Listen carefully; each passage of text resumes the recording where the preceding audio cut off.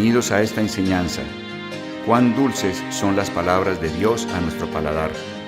Enséñanos buen sentido y sabiduría, porque creemos a tu palabra.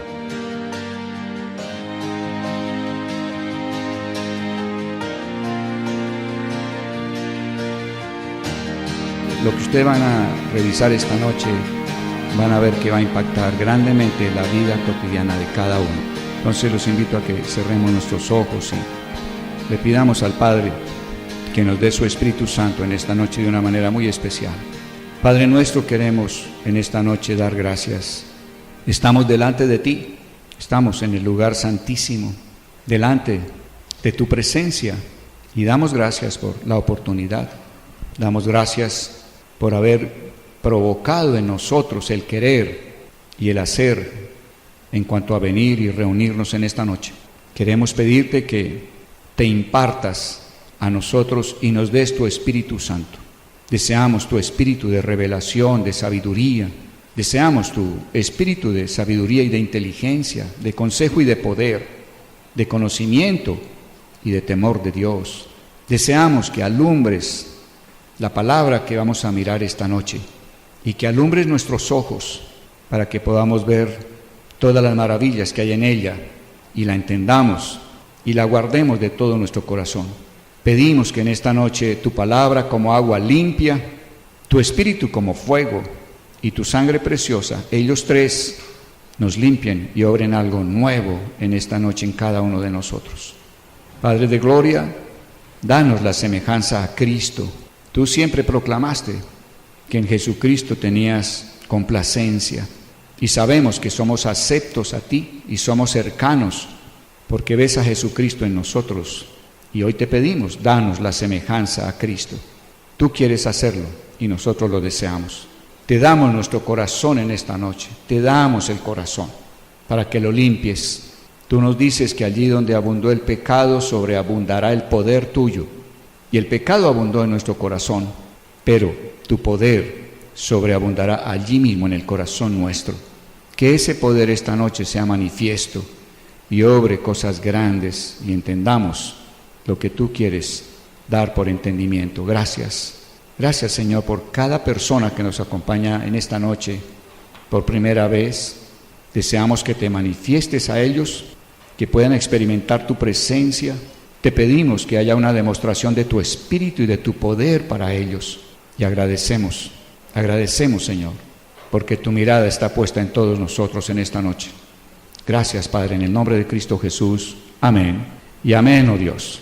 Voy a leer, cada uno de ustedes sigue la lectura en su propio texto y comentaremos algunas de las frases o de los conceptos que hay. ¿Qué es lo que hemos pretendido?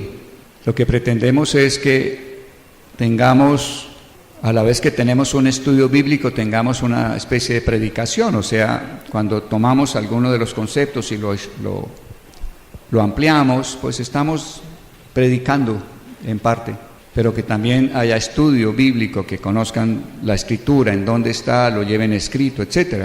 A veces se necesita la predicación, pero la sola predicación sin estudio bíblico queda faltante. Entonces hay necesidad de estudiar con una explicación, o sea, estudio con algo de la predicación en los aspectos más importantes, ¿de acuerdo? Eso es lo que pretendemos. Bueno, muy bien. Toda su atención a lo que vamos a leer. Capítulo 6, la humildad en la vida diaria. Para entrar nuevamente en contexto, permítanme hacer un comentario breve. Hemos visto que Jesús animó a sus discípulos a que aprendieran de él que era manso y humilde de corazón, y entonces él daría descanso a sus almas. De manera que Jesús, si algo mostró explícito que iban a obtener de él, era enseñanza sobre humildad y mansedumbre. Sin embargo, la humildad es algo que se enseña poco en el mundo cristiano, y resulta que la humildad viene a constituir la raíz de toda virtud. Sin humildad no podremos amar a los demás, sin humildad no podremos amar a Dios, sin humildad no podremos servir a otros como Dios desea que lo hagamos, sin humildad no podremos ponernos frente a la palabra de Dios, sin humildad no habrá principios que realmente se hagan carne y hueso en nosotros. Entonces, la humildad es la raíz de toda virtud. Sin humildad es imposible obtener otras virtudes. Lo segundo es que la humildad se constituye en la salvación del alma. Entonces, nosotros sabemos que la sangre de Jesús nos salvó de los pecados en plural.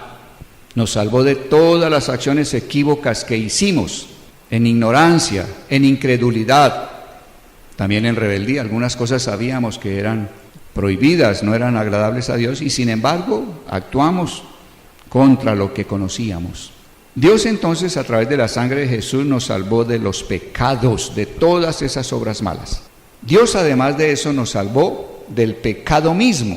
O sea, vimos que es diferente la palabra pecado a la palabra pecados.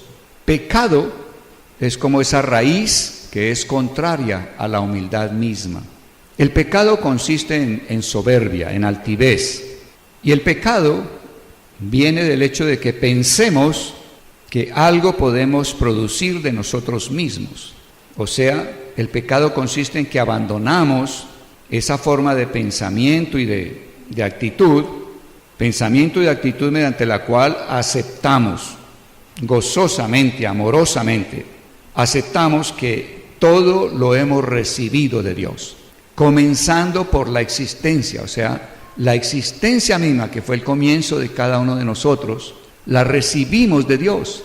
Tú no le pediste a Dios que te diera existencia, tú no le ayudaste a Dios para tener existencia, tú no pudiste impedir que Dios te diera existencia. Conclusión, Dios hizo lo que quiso, Él quiso darte existencia. Entonces, cuando uno piensa de esa manera, lo primero que sucede es que uno siente un vacío aquí, ¿no? Dice, ¿cómo así? Porque pareciera que nada tengo que ver. Y en efecto es eso, nada tienes que ver. Todo ha sido la soberanía amorosa de Dios al darte existencia.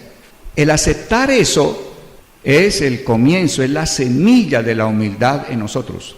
Porque entonces podemos de ahí en adelante decir, todo lo demás en mi vida, la salvación, la santificación, el que yo camine rectamente, el que yo pueda ser útil a los demás, el que tenga descanso interior dentro de mí, tenga paz, todo lo demás en mi vida es igualmente una obra soberana de Dios.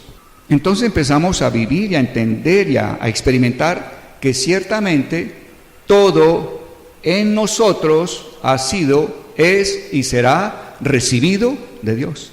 Nada has podido producir de ti mismo. Así como no tuviste nada que ver con tu existencia, en lo demás Dios hará en ti. Entonces comienza la humildad, o sea, comienza ese reconocimiento de que Dios es todo, en todo y en todo momento en tu vida.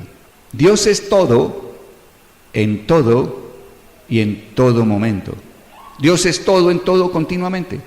En eso consiste la humildad. Entonces, si Dios es todo, en todo momento, empieza a generarse también en esa humildad una vida de adoración, porque estaremos dando gracias a Dios en forma continua. Gracias, Señor, por este instante de vida que tengo, ¿sí? Gracias por la fuerza que tengo en este momento en mi cuerpo, gracias por la vida, gracias por la familia que tengo en este momento, gracias por las habilidades, talentos, gracias por la posibilidad de un trabajo, de un negocio, de una fuente de ingreso, gracias por, todo es recibido. Estás andando entonces en una vida de humildad. Vamos a ver que esto nos lleva a más. Entonces, de eso se trata lo que estamos estudiando. Cuando nosotros aceptamos que nosotros no nos hicimos a nosotros mismos, porque esto es lo que considera el concepto de la humildad, no nos hicimos a nosotros mismos, fue Dios quien nos hizo a nosotros, fue Dios quien nos hizo a nosotros. Cuando tú asumes y aceptas que fue Dios quien te hizo y no te hiciste tú a ti mismo, a ti misma, entonces estás tomando la posición correcta de criatura. El gran problema del ser humano es que estamos fuera de posición, estamos outside, como dicen en el fútbol. Estamos en posición ilícita. ¿Cuál es la posición ilícita? Que nosotros hemos creído o pensado que yo me pertenezco. Yo puedo hacer con mi vida lo que yo quiera. Entonces ustedes observan, antes de uno empezar a tener estos conceptos, uno mira hacia atrás. Me casé con quien quise, estudié lo que quise, ¿cierto? Trabajé como quise, gasté mi dinero como quise, ¿cierto? disfruté la vida como yo suponía que quería disfrutarla. Es decir, hemos hecho lo que nosotros hemos querido, como si fuéramos dueños de nosotros mismos. Eso es estar fuera de lugar. Y en esencia, en eso consiste el pecado. El pecado consiste en que el ser humano no ha vivido para ser la expresión de ese Dios que nos creó. Dios que quiso que fuéramos criaturas como vasijas. La vasija no produce de por sí nada. La vasija fue creada por un alfarero, pero el alfarero creó esa vasija para poner en ella todo lo de él. Dios quiso que el ser humano fuera esa vasija en la cual Dios ponía de su poder, ponía de su bondad, ponía de su sabiduría, ponía de sus habilidades, y de esa manera la creación entera al mirar cada vasija dirían: wow, oiga, solo Dios pudo poner eso en esa vasija. Oiga, puedo ver a Dios en esa vasija. Pero nosotros no vivimos intencionalmente para hacer esa vasija en la cual Dios deposite de Él en nosotros, para que Él se muestre a través de nosotros hacia la demás creación. No, nosotros no estamos para ello, no estuvimos para ello. Nosotros estuvimos ¿para quién? Para nosotros mismos. ¿Cuál expresar a Dios? ¿Cuál ser una vasija para que Dios se mostrara? No, yo estoy para vivir a mi manera. Es así fue como pensamos. Eso es pecado. Entonces vimos en algunos estudios que nosotros asumimos que somos pecadores porque hicimos malas cosas. Y ahí estamos, o estábamos todos. Sí, yo soy pecador porque hice malas cosas. Y cuando nos decían, eres pecador, uno decía, bueno, sí, yo hice malas cosas, pero no todas fueron malas, por favor, yo hice algunas buenas, o sea, deme la oportunidad de decir que hice alguna cosa buena. O sea, cuando nos decían que éramos pecadores, nosotros pensábamos inmediatamente en obras malas. Y Dios viene y dice, oye, te estoy diciendo, porque te amo y quiero que tengas entendimiento y te pongas de acuerdo conmigo, te estoy diciendo que eres pecador. Y no eres pecador por las obras malas que has hecho. Entonces, cuando Dios nos dice eso, nosotros en nuestro corazón decimos, a ver, no entiendo. ¿Cómo así que no soy pecador por lo que he hecho malo? Entonces, Dios, ¿por qué dices que soy pecador? Y Dios diría, eres pecador no por las obras malas que has hecho. Al contrario, debido a que eres pecador, es que has hecho obras malas. Y ser pecador consiste en que nunca te has dispuesto a vivir para expresarme, para reflejarme. Eso es pecado. Como he vivido para mí mismo, no para reflejar a Dios, esa actitud de vivir para mí mismo ha hecho que obre cosas equívocas, adulterios, mentiras, fornicación, infidelidad, robos, etcétera, toda la lista que ustedes quieran. Entonces le diríamos a Dios, bueno, Dios, pero yo intencionalmente nunca tomé una decisión de voy a vivir como me dé la gana porque no quiero expresar al que me creó. Dios, yo nunca pude tomar esa decisión. Yo no sabía lo que me estás diciendo. Y Dios diría, yo sé que lo hiciste en ignorancia. Yo sé que lo hiciste por incredulidad y por eso vine a darte luz, a que me entiendas. Yo no estoy en contra tuya, te diría Dios, yo estoy a favor tuyo. Lo que sucede es que necesito que estemos de acuerdo para que empecemos a tener una relación. Tú eres pecador, no por las obras malas que has hecho, sino por el origen que tienes. O sea que el problema del ser humano al estar en pecado es un problema de origen.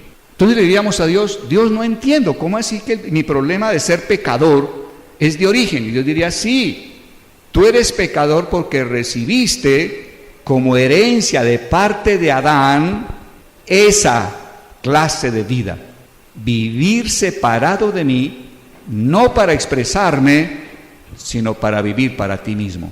Entonces la cuestión es de origen. El ir o no al cielo es cuestión de origen.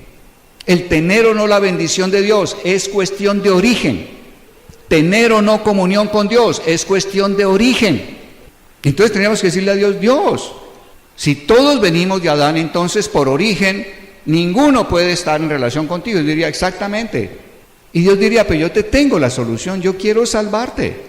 Yo quiero darte un origen nuevo. ¿Y cómo lo hago, Señor? Y Dios diría, es fácil. ¿Usted ha pensado que usted es el dueño de sí mismo y ha hecho con su vida lo que ha querido? Sí, así es. Bueno, pues Si usted expresa con su boca que el dueño no es usted, sino que el dueño es mi Hijo Jesús, si acepta el señorío de Jesucristo, está volviendo las cosas al orden inicial. Ya no eres el dueño de ti, Jesús es el dueño, y Jesús va a vivir su vida en ti, porque la vida de Jesús es la perfecta expresión de mi vida en una criatura.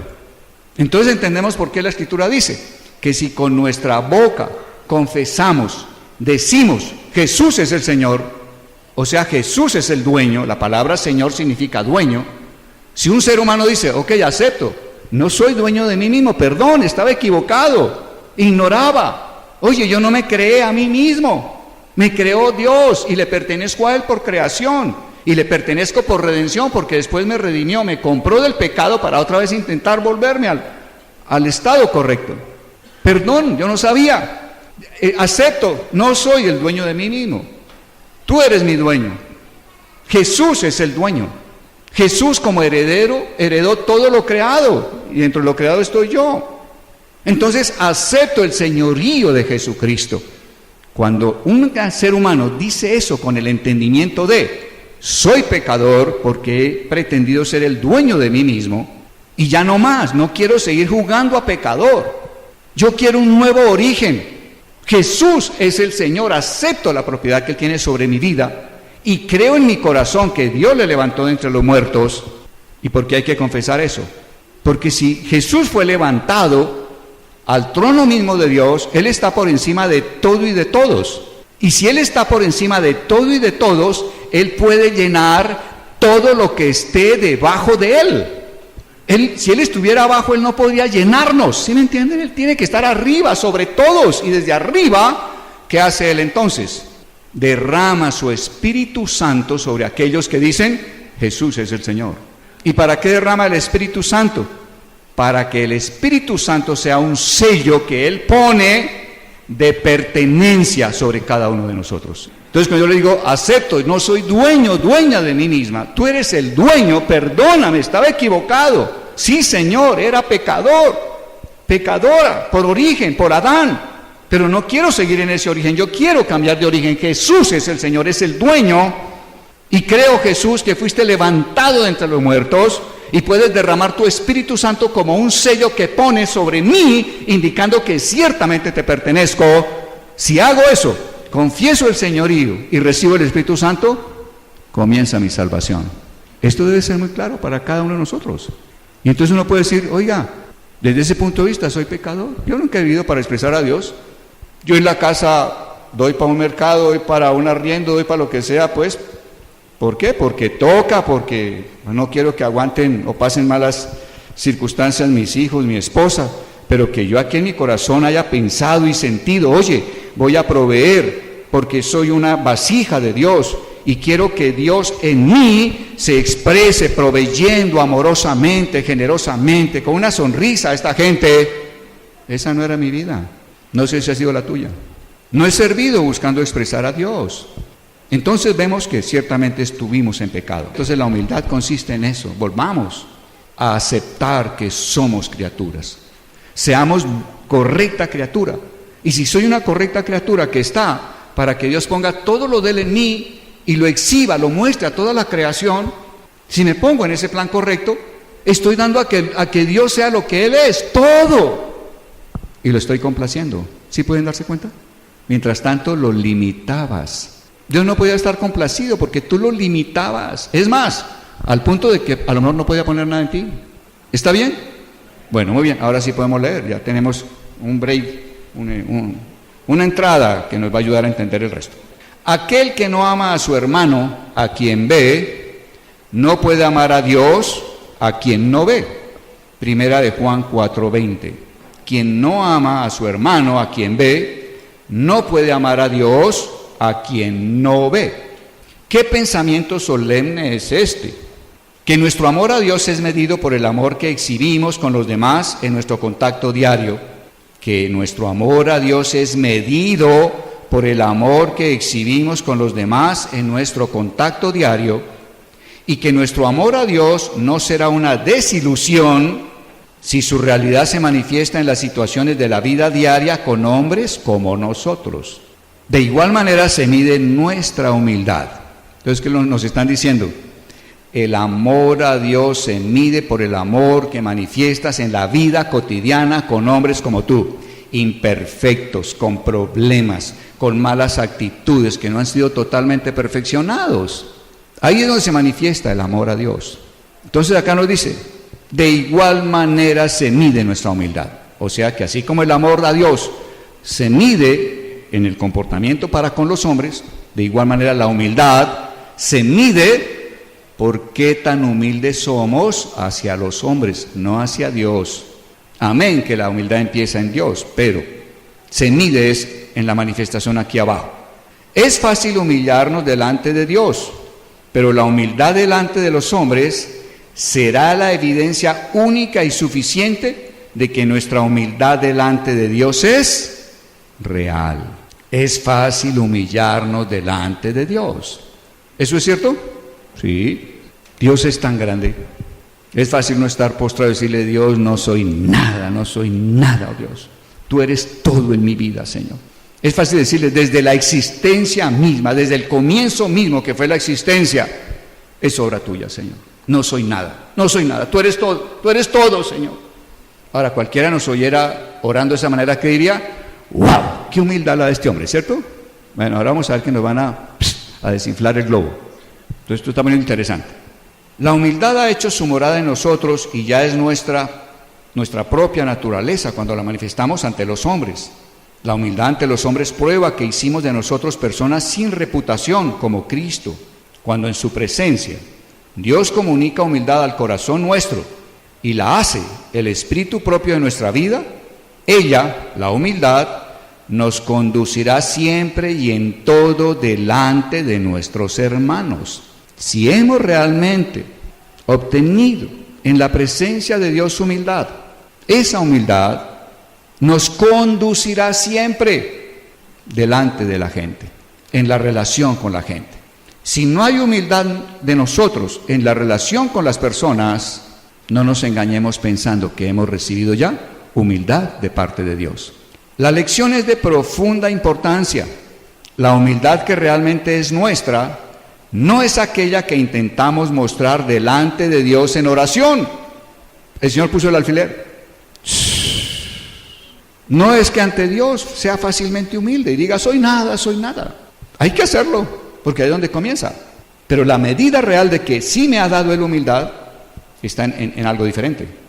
Entonces dice acá, la humildad que realmente es nuestra no es aquella que intentamos mostrar delante de Dios en oración, sino aquella que cargamos con nosotros y es constante en nuestra conducta en las insignificancias de la vida diaria. Oiga, es insignificante saludar a alguien. Buenos días. Pero en esa insignificancia puede demostrar si hay en ti humildad o no. Buenas. No creo Dios respondiendo de esa manera. Buenas. Vecino. Buenos días. Qué alegría verle. De verdad. ¿Estamos bien? ¿Bien de su salud? ¿La casa? ¡Qué maravilla! Un buen día. De verdad. Qué alegría verle. Saludar es una insignificancia, pero allí puedes mostrar o no la humildad. Se le cayó a alguien en la caja del supermercado y ¿qué decimos? Que lo levanta. Oye, es una insignificancia, pero ahí se muestra la humildad. Perdón, no se agache. ¿Me permite? Por favor, es suyo. Ay, gracias. Con todo gusto. La insignificancia es que vamos en el carro y alguien está ahí esperando que le den campo para meterse. Que dice, no ve, este llegó a última hora y quiere meterse, entonces llama aquí media hora haciendo cola. ¡Buf! Va para adelante y pues si quiere darme, que me dé. Oye, eso es insignificante, pero ahí es donde se muestra la eternidad que llevas dentro. Muchas veces dice, oye, póngale pilas, métase rápido, hombre. Ya se le iba a Charo la mejor gratitud que pueden darme es métase rápido, pues. Y le haces cambio de luces, ¿no? Hágale, métase. Fue una insignificancia. Pero Dios muestra que en las cosas insignificantes de la vida diaria es donde están las oportunidades de dar y crecer en la vida de Dios dentro de nosotros.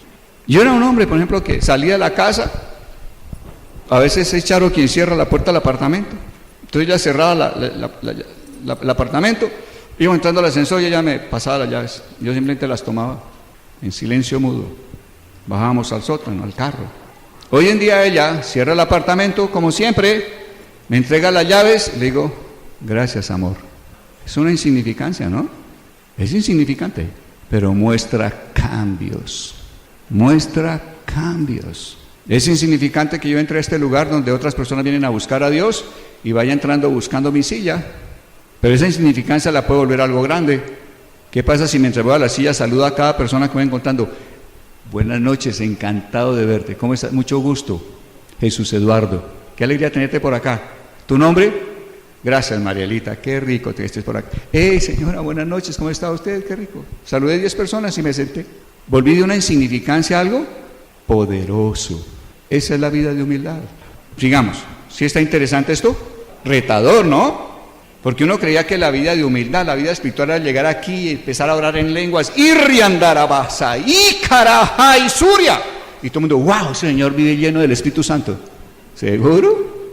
Pues puede tener lenguas, pero no tiene humildad por su manera de actuar. Muy bien, volvamos a leer eso y salimos de ahí. La humildad que realmente es nuestra no es aquella que intentamos mostrar delante de Dios en oración, sino aquella que cargamos con nosotros y es constante en nuestra conducta, en las insignificancias de la vida diaria. Las insignificancias, tienen suma importancia, ya que son oportunidades para evidenciar la eternidad, pues ellas prueban cuál es el espíritu que transmitimos. Es en la mayoría de nuestros momentos privados y habituales que mostramos y vemos lo que somos realmente. Para conocer al hombre humilde, usted tiene que observar su comportamiento en la vida común de su día a día. ¿Y dónde se conoce eso? Invite gente a su casa. Allí donde la cosa se pone álgida. Allí está usted presentando el examen final. ¿Cómo es que funciona esta gente en su casa? ¿Cómo se tratan en la vida cotidiana? Ahí es donde realmente vamos a medir. Jesús les enseñó de humildad cuando los discípulos disputaron quién sería el mayor, cuando él vio cómo los fariseos amaban los primeros lugares en los banquetes y en los bancos de las sinagogas, cuando él les dio el ejemplo al lavarle los pies. La humildad delante de Dios no es nada si no se evidencia humildad delante de los hombres. Ese fariseo que buscaba las primeras sillas podría ser un hombre que ante Dios decía, Señor, no soy nada, tú eres el creador. Señor, fue un acto soberano tuyo y todo lo demás en mi vida será soberanamente de parte tuya, Señor. Oh Dios, creo, yo no me hice a mí mismo, tú me hiciste, Señor. Ante Dios, perfecto, chequeado, pasa. Pero ante los hombres, ¿qué hacía? Primer lugar, yo soy aquí el sacerdote, por favor, va despejando que esa es mi silla. Grave, ahí no hay humildad. Entonces, es en la vida con los demás, con los de abajo, con los de esta tierra que conocemos cómo estamos. Muy bien. También es así en las enseñanzas de Pablo. Aquí vamos a hacer un paneo rápido. A los romanos se les escribió, prefiriéndoos en honra unos a los otros. En lugar de que seáis orgullosos, condescended con el que es humilde. No seáis sabios en vuestros propios ojos. El amor fue lo que le enseñó a los corintios, y no hay amor alguno sin la humildad como raíz. El amor no se ufana, no se ensoberbece, no busca sus intereses, no se exaspera. A los Gálatas les dijo, sed siervos unos de los otros por medio del amor. No nos dejemos poseer de vanagloria, provocando unos a los otros, teniendo envidia unos de los otros. A los Efesios les dijo, inmediatamente después de 3 maravillosos capítulos sobre la vida celestial, les dijo, que andéis con toda humildad y mansedumbre, con la longanimidad, soportándoos unos a los otros en amor, dando siempre gracias por todo, sujetándoos unos a los otros en el temor de Cristo. A los filipenses les dijo, nada hagáis por partidarismo o vanagloria, sino por humildad, considerando cada uno a los otros como superiores a sí mismo. Haya en vosotros el mismo sentimiento que hubo también en Cristo Jesús, que se vació a sí mismo, asumiendo la forma de siervo, y se humilló a sí mismo. A los colosenses les dijo, revestidos de tiernos afectos de misericordia, de bondad, de humildad, de mansedumbre, de longanimidad, soportaos unos a los otros, perdonaos mutuamente, así como el Señor os perdonó. Es en nuestra relación unos con los otros, en nuestro tratamiento unos para con otros, que la verdadera humildad de mente y de corazón será mostrada. Nuestra humildad delante de Dios no tiene valor pero nos prepara para revelar la humildad de Jesús en nosotros a los hombres. Vamos a estudiar la humildad en el vivir diario a la luz de esas palabras. De todas estas 3 páginas, el párrafo siguiente tiene la sustancia de esta noche. El hombre humilde busca en todo tiempo actuar de acuerdo con la regla, en honra, prefiriendo los unos a los otros, siervos los unos de los otros, considerando cada uno a los otros como superiores a sí mismo, sujetándoos unos a los otros. El hombre humilde busca caminar de acuerdo a esto. La pregunta frecuentemente hecha es, ¿cómo podemos considerar a otros superiores a nosotros mismos cuando vemos que ellos tienen menos que nosotros en sabiduría y santidad, en dones naturales o en gracia recibida? Es una buena pregunta. Dios dice, consideren a los demás como superiores a ustedes. Y le diríamos, Señor, ¿y cómo se hace? ¿Cómo le hago? Como dicen los mexicanos. ¿Cómo le hago? Y le preguntaríamos, ¿cómo podemos considerar a otros superiores a nosotros mismos cuando vemos que ellos tienen menos que nosotros en sabiduría, santidad, dones naturales y en gracia recibida? Hacernos esta pregunta evidencia que entendemos muy poco lo que realmente es la humildad. La verdadera humildad viene cuando, a la luz de Dios, nos vemos a nosotros mismos como siendo nada, consintiendo en desistir y en deshacernos de nosotros mismos para permitir que Dios sea todo. Si yo estoy preguntando, oye, pero si este es menos que yo, ya usted está teniendo conciencia de ¿quién? Yo. Oiga, pero si usted sabe menos que yo, óyeme, su yo tiene todavía presencia. Oiga, pero si usted tiene menos dinero que yo, su yo tiene presencia. Oiga, este lleva menos tiempo que yo, su yo tiene todavía presencia. Eres consciente de tu yo. Entonces la lección real es esta. Aquí es donde está, como le decía, la sustancia. La verdadera humildad viene cuando a la luz de Dios nos vemos a nosotros mismos como siendo nada. No existo como el de más plata, el que más sabe, el que me lleva más tiempo, el que tiene más edad. No, eso no existe en mi cabeza. Y eso es lo que tenemos que pedirle a Dios. Dios, que ese yo y esa conciencia de ese yo mengüe.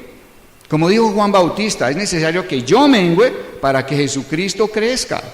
Es pedirle a Dios, Dios, por tu divino poder, haz que yo muera a esa conciencia que tengo de mí mismo, hasta el día en que no tenga conciencia de ello, cuando estoy frente a otros para servirles, para ayudar, para hacer hacia ellos. Solo lo obra Dios. Cuando en su presencia usted está pidiéndole que por su poder, Él te participe una muerte igual a la que sufrió Jesucristo. Jesús no era consciente de... ¿Ustedes imaginan Jesús con conciencia de sí mismo, pensando, yo los creé, yo soy el Hijo de Dios, oye, yo vengo de arriba? ¿Qué opinan Jesucristo con esa mentalidad intentando servirnos? Debe ser muy difícil, ¿o no? Imposible. Yo, el Hijo de Dios, siendo también Dios, ¿cómo voy a lavarle los pies a simples mortales? ¿Cómo voy a hacer eso? Él diría, eso no tiene sentido. Él no tenía esa conciencia. Él murió a sí mismo. Él murió al yo, al ego, cuando estaba frente a nosotros. Y Él quiere darnos ese mismo tipo de vida. Esa es humildad. Pues sigamos leyendo. Entonces dice, la verdadera humildad viene cuando a la luz de nos vemos a nosotros mismos como siendo nada, consintiendo en desistir, consintiendo. Señor, yo quiero desistir. Consiento en deshacerme de mí mismo, Señor. Oiga, pero ¿cómo va a servir yo a este muchacho si es el hijo mío? Yo soy el papá. Este lo único que es consumir, yo soy el que produce. Oiga, este tiene menos años que yo. Oiga, este tiene menos experiencia que yo. Desisto, Señor. Desisto ante ti y quiero deshacerme de mí mismo para permitir que Dios sea todo. Tú en mí, sé el todo sirviendo. Tú en mí, sé el todo instruyendo. Tú en mí, sé el todo dando. Tú en mí, sé el todo, Señor. Eso fue la vida de Jesús. En una vida como esa es donde todo el poder de Dios se puede manifestar. Hemos anhelado el poder y estamos orando por poder. Yo estoy orando por poder y por un bautismo en el Espíritu Santo para toda la congregación. Pero ese bautismo de poder solo se podrá dar en vasijas que realmente han sido limpiadas de todo orgullo, de toda altivez y en donde la vida de Jesús está. Entonces fíjense que hemos pensado, ¿y por qué no hay poder? ¿Y por qué no? Volvemos a lo mismo, ¿por qué no hemos levantado un muerto todavía si llevo de cristiano tantos años o meses? ¿Y por qué oro por enfermos y muchos de ellos no se sanan? ¿Y por qué le comparto a la gente y la gente no recibe nada? Siguen igual. ¿Dónde está el poder? Nosotros diríamos, Señor, ¿dónde está el poder? El Señor diría, ¿dónde está la humildad? Porque sin humildad no les puedo dar el poder. Ustedes le han apuntado al poder, apúntenle a la humildad, que el poder lo doy yo. Quieran humildad, deseen humildad, aprendan de Él, mírenlo a Él y deseen lo que Él es. Muy bien, el alma que lo hace, desistir de sí mismo, podrá decir, yo me perdí encontrándote a ti. Si encontramos a Dios verdaderamente en esta vida de humildad, Él es todo. ¿Y tú? Pues yo ya me olvidé. Yo solo sé que Dios es todo y que a través mío quiere servir. Ya me olvidé que soy ingeniero, que soy jubilado, que tengo 70 años, que estoy canoso, que otros tienen que respetarme, que otros que son pelineros tienen que escucharme con atención y respeto. Me olvidé de todo eso. Ahora, algunos tenemos que olvidar más cosas que otros. Pero todos tenemos que olvidarnos de nosotros mismos. Dios lo hará para que Él pueda hacer todo. Ya no se compara con otros.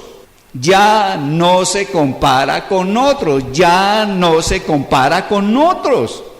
Mientras haya comparación, el ego está presente. Es el ego quien está diciendo, soy más o soy menos. Ahora, el egoísmo no siempre se manifiesta mostrándose más. El egoísmo se muestra también cuando se siente menos. Durante todos esos años que anduve llevando principios por otras naciones, otras ciudades, otros países, con frecuencia llegaba yo a casa y le decía a Charo, ¿cómo estás, mijo? Bien. ¿Cómo te fue? Bien. Dios hizo cosas excelentes, maravillosas, auditorios preciosos, gente con una avidez increíble. Estuve sano, no me enfermé, ninguna gripa, ninguna mal de estómago con comidas diferentes. Más o menos dormí, no dormí muy bien, pero bien. O sea, fue un buen tiempo. Sí, pero te noto como, sí, estoy algo. ¿Y por qué, Gonza? Mira, es que yo andando con estos hombres de dinero, tienen avión propio, tienen dólares, tienen una chequera sin límite, tienen hotel 10 estrellas y uno allá en un hotel de pronto de 2, 3 estrellas. No sé decir aquí algo que no he podido encuadrar dentro de mí, bla, bla, bla. ¿Qué era? Falta de humildad. Me estaba comparando con los demás. Entonces fíjense que el ego no solo se manifiesta cuando él, comparándose, es más. El ego se manifiesta cuando él se siente también menos. Se siente menos porque se está comparando con otros. Es interesante ver esos dos aspectos. ¿Cuántos se han sentido alguna vez, al menos por un rato, menos que otros? ¿Qué podemos decir? Poca humildad. Creo que esto es para mí. Creo que me están hablando hoy. Muy bien. Ella desistió para siempre de todo pensamiento del ego en la presencia de Dios. Ella se encuentra ante los hombres comunes como alguien que no es nada y no busca nada para sí. Ella es un siervo de Dios y a causa de él, un siervo de todos. Un siervo fiel puede ser más sabio que el maestro y aún así conservar el verdadero espíritu y postura del siervo. A ver, suponte un alumno que sabe más que tú. ¿Sucede en la iglesia? También. Hay personas que tienen más tiempo para leer que uno o tienen más de un idioma. Entonces tienen un espectro de lectura mucho mayor que el tuyo. ¿Estamos de acuerdo o no? Si ese muchacho es humilde, aunque sabe que conoce mucho más que su maestro, como él es humilde, ni siquiera está comparando con el maestro. Está diciendo, oye, yo tengo un idioma más, le ha faltado leer tal y tales autores por lo que está diciendo. No, el muchacho no está, si es humilde no está en esa comparación. Y sigue siendo el discípulo tranquilo, sereno, no hay problema. ¿Y el maestro también será aprobado? Claro. Cuando le sale a uno ese discípulo, ¿qué piensa uno? ¿Viste quién se cree, pues? ¿Este bobo no entiende que yo soy el maestro o qué? Yo soy quien pone la nota. Está saltando la falta de humildad. Hay altivez, hay orgullo. Está el ego comparándose con otro. ¿Bien? Muy bien. El hombre humilde respeta a cada hijo de Dios, aún al más débil y al más indigno, y lo prefiere en honra como al hijo de un rey. Hace muchos años me invitaron a una iglesia que hoy es muy grande en número de personas. Estuvimos en Houston. Era una iglesia presidida por un pastor que ya murió, que se llamó John Austin. Gracias a mí. Hoy en día, al frente de eso está su hijo, que es Joel Austin. Hablo de mi experiencia con John Austin, padre. Era un anciano. Oiga, la humildad hacía que en ese hombre hubiera un amor increíble. Estuve allá 8 días en esa iglesia, conviviendo en gran parte del tiempo con ellos. Y era gente que abrazaba a cualquiera. Y yo veía eso y decía, no sé cómo le hacen. yo no lo hubiera hecho. Me queda difícil pensar que yo hubiera abrazado a ese hombre o a esa mujer como esta persona lo hizo. En fin, el ego y el orgullo mío estaba confrontado y estaba allí presente. Sin embargo, era tal lo que ellos impartían, lo que comunicaban con su vida cotidiana. Y me acuerdo que llegué a Cali, estaba aquí frente al estadio, y había un hombre o una mujer, un hombre, mal llamado indigente, mal llamado desechable. Si llevaba 3 años sin bañarse, no exagero, su pelo era una greñera de grasa, mugre, lo que quieran. Parte de su vestido eran costales, ni siquiera era tela, ropa. Y nunca olvido, yo venía tan lleno de ver a esta gente, que la única vez, y lo confieso, que abracé a un hombre con amor en ese estado, fue en esa oportunidad. Lo abracé, y después dije, Dios te ama. El hombre estaba así asombrado, no de que Dios te ama, sino de que lo hubieran abrazado. ¿Quién abraza a un hombre que en ese estado? Creo que es algo a lo que Dios ha de llevarnos, en que nosotros no tenemos nada, somos nada, y podemos simplemente dejar que Dios sea todo en nosotros. ¿Creen ustedes que Dios abrazaría a un hombre como esos? Sí, lo haría. Si Dios su vida por él, no le daría un abrazo, lo haría. Muy sentido y muy sincero. El hombre humilde no siente celos o envidia. Él puede loar a Dios cuando otros son preferidos y bendecidos antes que serlo él. Él puede soportar que otros sean loados y él sea olvidado, pues en la presencia de Dios él aprendió a decir como Pablo, nada soy, 2 Corintios 2:11.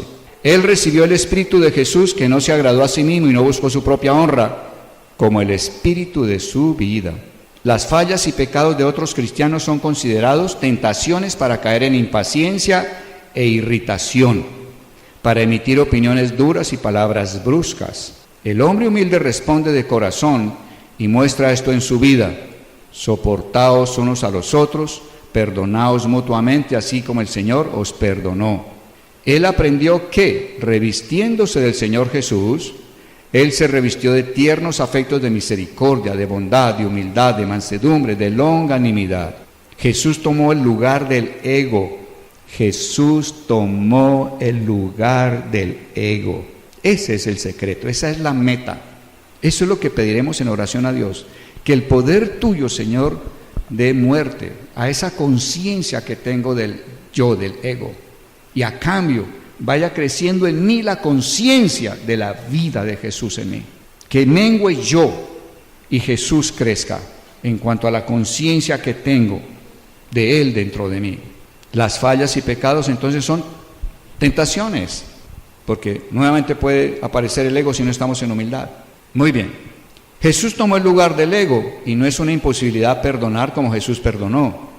La humildad de Jesús no consiste meramente en opiniones o palabras de autodesprecio, sino como Pablo coloca, en un corazón de humildad, cercado de compasión y amabilidad, mansedumbre y longanimidad, la dulce y humilde gentileza reconocida como la marca del Cordero de Dios.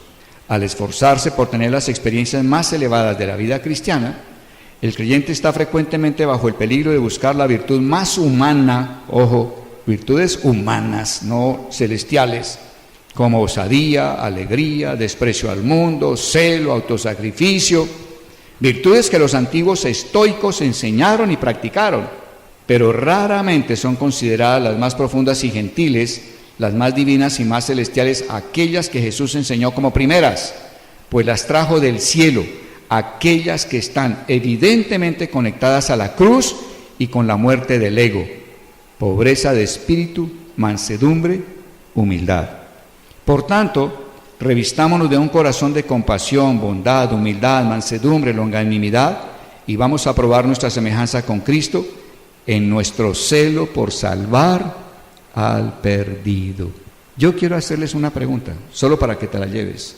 ¿En ti hay amor por las almas perdidas? ¿En ti hay amor por las almas perdidas? En la medida que Cristo crezca en nosotros, Él va a poner ese amor por las almas perdidas. Yo me he encontrado los últimos días, en mi oración delante del Señor y en mi oración en lenguas, el Espíritu Santo intercediendo por mí primeramente, e intercediendo por ustedes como congregación, en cuanto a poner amor por las almas perdidas. Dios va a poner en nosotros ese amor por las almas perdidas, pero será algo que que manifestará que la humildad de Cristo ciertamente está morando en nosotros. Tendremos un genuino amor por las almas perdidas y entonces cambiará nuestra actitud hacia aquellos que no han conocido al Señor.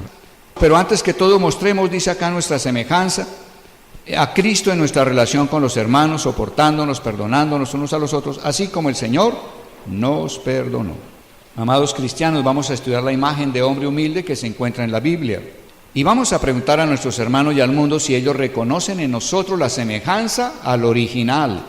No nos contentaremos con nada menos que tomar cada uno de esos textos como la promesa de lo que Dios irá a trabajar en nosotros, como la revelación en palabras de lo que el Espíritu de Jesús nos dará.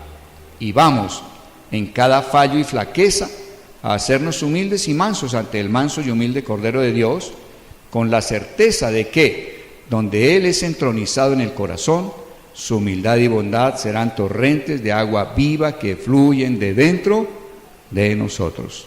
No percibíamos que la iglesia sufre a causa de la falta de esa humildad divina, el ser nada, que da lugar a que Dios evidencie su poder. ¿Por qué las personas desisten alegremente de sí mismos por Jesús y no desisten alegremente de sí mismos por sus hermanos? La iglesia es responsable por haber enseñado tan poco que la humildad de Cristo es la primera de las virtudes, la más grande de todas las gracias y poderes del Espíritu. Los creyentes han probado poco de ella, desconocen que es necesaria, pero también desconocen que ella es posible. La humildad de Cristo es posible. Todo lo que Jesús nos muestra, quiere participarlo con nosotros. Todo lo que Él muestra en sí mismo, quiere participarlo con nosotros. Entonces la humildad sí es factible para nosotros. Allí ante el trono de Dios, pedir a Dios que con su poder nos dé esa vida de Cristo, de humildad. Permitamos que el descubrimiento de la ausencia de esa gracia nos mueva para mayor expectativa de Dios.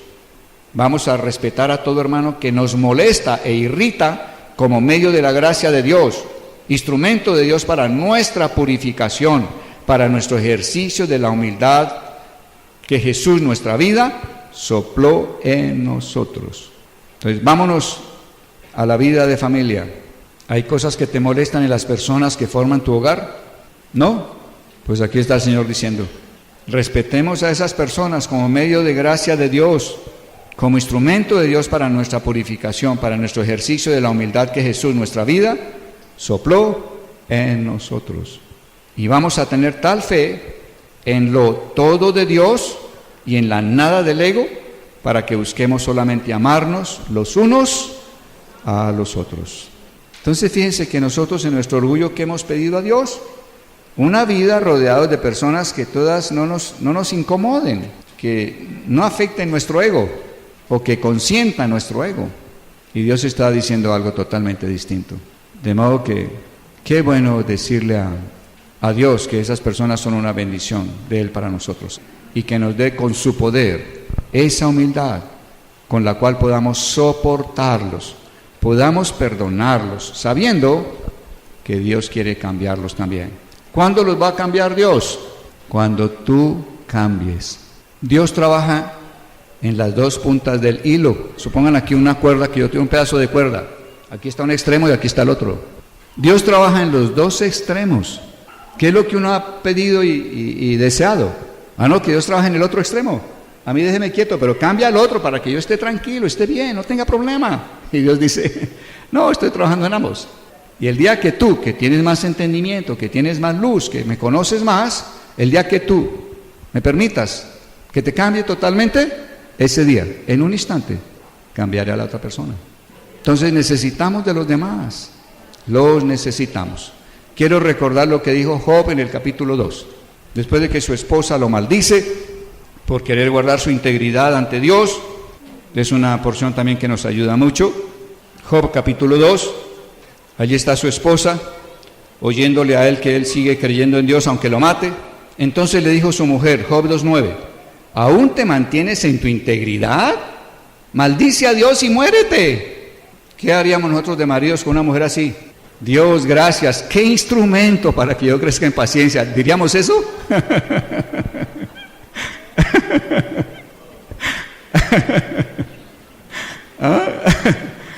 Él le dijo: como suele hablar cualquier mujer insensata, así has hablado. Pues ¿qué? ¿Recibiremos de Dios el bien y el mal no lo recibiremos? Dicho de otra manera, como trae la versión de otra Biblia, dice: todo lo que Dios hace es bueno. Lo que Dios hace es bueno. Y lo que Él permite era necesario. Permitió esa mujer a Job, era necesaria para Job. Ahora, yo no sé, Dios dice que el hombre que haya esposa haya el bien de Dios. Yo creo que si alguien conoce nuestros defectos y puede decirnos las cosas, ¿es quién? Ella. Pero como no hemos visto todo bajo el lente de la humildad, no la vemos a ella como un instrumento y un regalo precioso de Dios. ¿Cómo la vemos? La piedra en el zapato. No, otra vez esta mujer.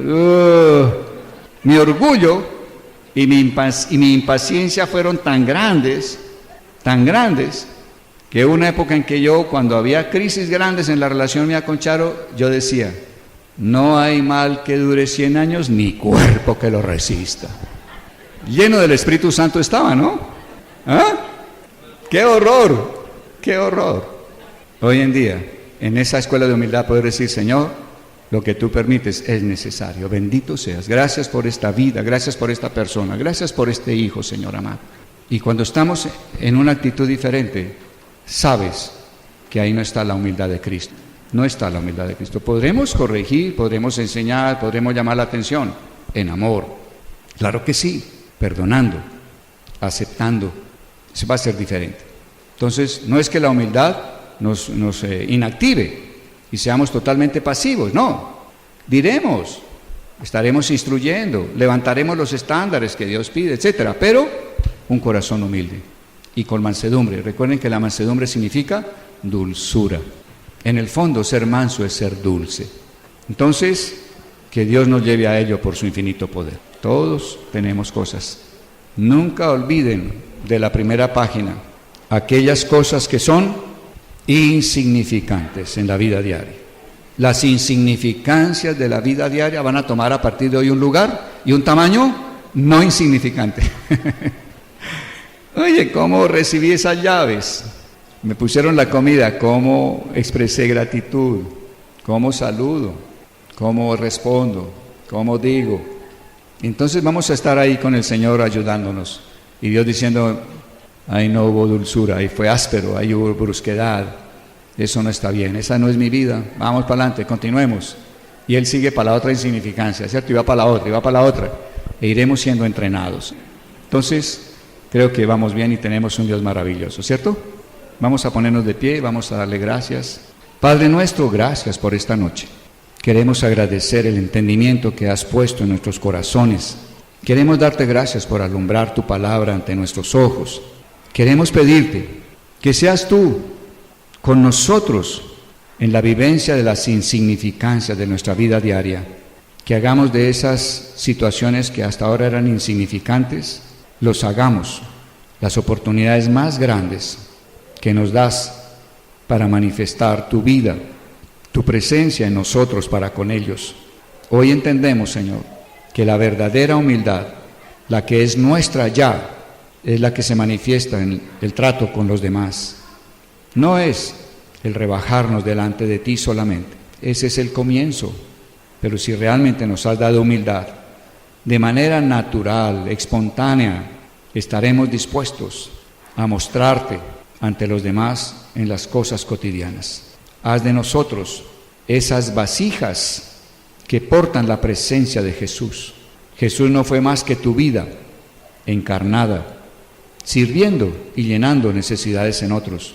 Que Jesús pueda llenarnos y a través de nuestro como canales, Él pueda llenar necesidades en otros.